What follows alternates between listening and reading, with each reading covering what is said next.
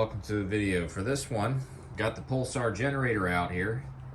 I was planning to do a longer term review on it, and it's been a little over 2 years, so I think it's time to do a review. I also said I would keep track of how many hours I've been putting on the generator. I do that to know when to change the oil. You're supposed to change the oil every 50 hours. I do it a little bit more often than that. But this generator, it's got 74 hours on it right now. And we have 35 or 36 hours on the oil. Going to do an oil change as part of the video.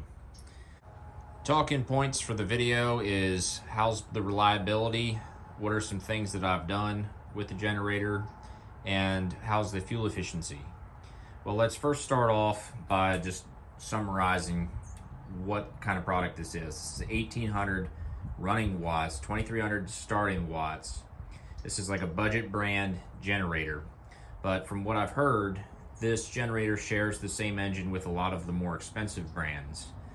So I think it's a good value for the money, especially considering that overall reliability has been very good for me.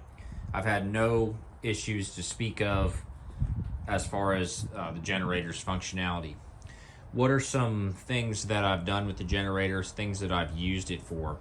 So some things that will work with this size of generator: a toaster, a space heater, a coffee maker, microwave, charge your phone or laptop up, lights, of course, Wi-Fi router, you plug that in, fridge, will run a fridge, household refrigerator will run off of this, 8,000 BTU window AC. You need to turn economy mode off to do that, but it will start. A drill, vacuum, TV, engine block heater on a truck, all things that I've run off of this generator. How about some things that I haven't been able to run? So a 13,500 BTU RV AC with no soft start will not start that. You would need like a 3,500 or a 3,800 watt generator to do that. With a soft start, we're going to find that out in a few weeks, because I'm getting a soft start with my next AC for my trailer, which is on order, but haven't got to test it yet. It'll be a few weeks before it's here, but I'm looking forward to it, and I think that this 2300 watt will actually start a 13,500 AC with a soft start capacitor. Circular saw. Circular saw is the only other thing that I've had overload this thing. Sometimes it works. It's really borderline. I think the circular saw is probably putting out 1800 watts. So it's very borderline. Larger generator would be better with the circular saw. Now, how about some stories? So I got this generator as a something to take out boondocking, so I could camp and have power for a couple hours in the evening, charge my phone up, have some lights, and then in the morning so I could make coffee or run the microwave. But I also made use of this generator in numerous hurricanes back in 2020. Right after I got the generator, literally had it for a week or two. We had Hurricane Zeta. That knocked the power out here for 6 days. And that basically kept me afloat, allowed me to keep my phone and laptop charged up. Wi-Fi was down, but I was able to use a cellular hotspot to get internet in the laptop. And that was a lifesaver during those 6 days we were without power. A year later, we had Ida. Now, Ida wasn't a direct hit for us, but this one is where the AC really saved me, because that was an August storm. It was very hot weather-wise, middle of summer. So we had the power out for 2 days, fired this generator up. I plugged my fridge and the window AC in at the same time and ran both at the same time. It never overloaded. I couldn't believe it. I thought that with both the fridge and the AC, I'd have to take my pick. But to my surprise, it handled both of them.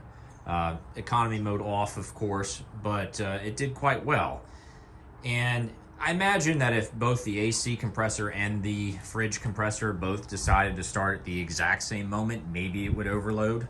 But I ran it for several hours, all night long too. All night long ran it. Never overloaded, kept running. Very impressed that was a lifesaver for those 2 days.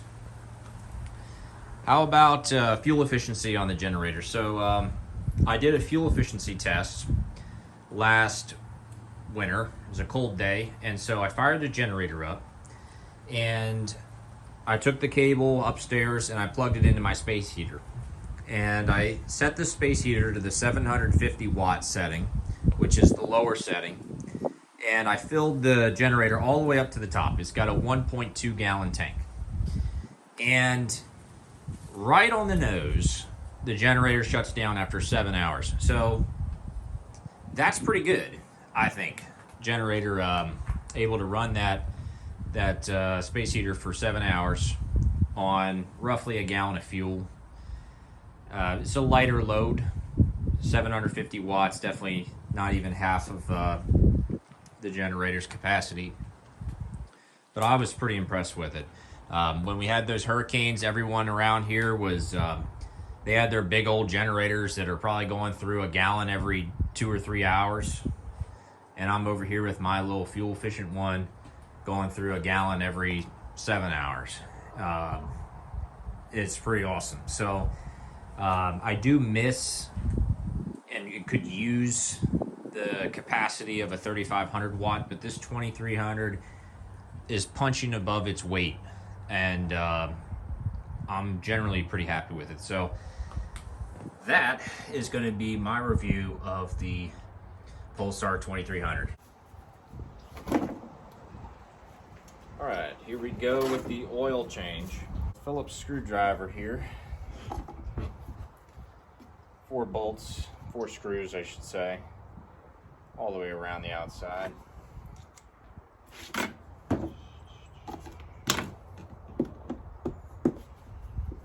little tab on the top here, pull this off. What we got here? Oh, there is only 2. Sorry, there's only 2. It slides right off. Dipstick here. So I actually upgraded to the metal dipstick, magnetic. It's magnetic and it's made of metal. Great quality. Got that off of Amazon. Just gonna remove that, and not a whole lot of shavings on there, just on the little tip. That's it. Oil drain pan here. Let's get this stuff out of the way. And just going to pick this up and set the generator down inside like that. Let it drain out. And you want to make sure your gas cap is in the off position so it's closed, so you don't have gas spilling everywhere. This is where our funnel comes into play. It's a real narrow one. Sticks right here. As far as oils go, I run 10W30. This is Schaefer's. This is going to be my first time running Schaefer's, but up to this point I've used Pennzoil a couple times. 2 or 3 oil changes with Pennzoil. And then Schaefer's, this would be a first. I like 10W30 for my climate. If it's a cold climate, 5W30 would be good. And you just fill it slowly, I would recommend. It does not take much oil. 1 quart here might actually do like 3 oil changes.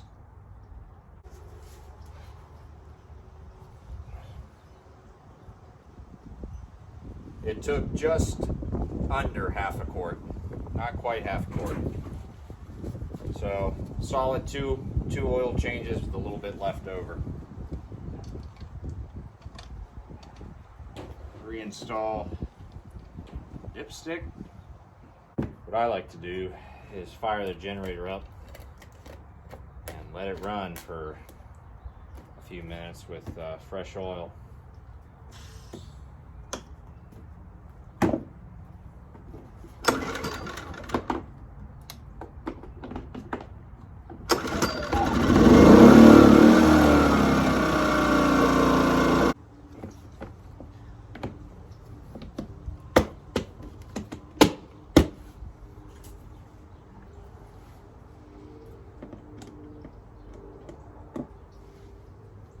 Hope y'all enjoyed the video. If you're thinking about buying this one, I would recommend it.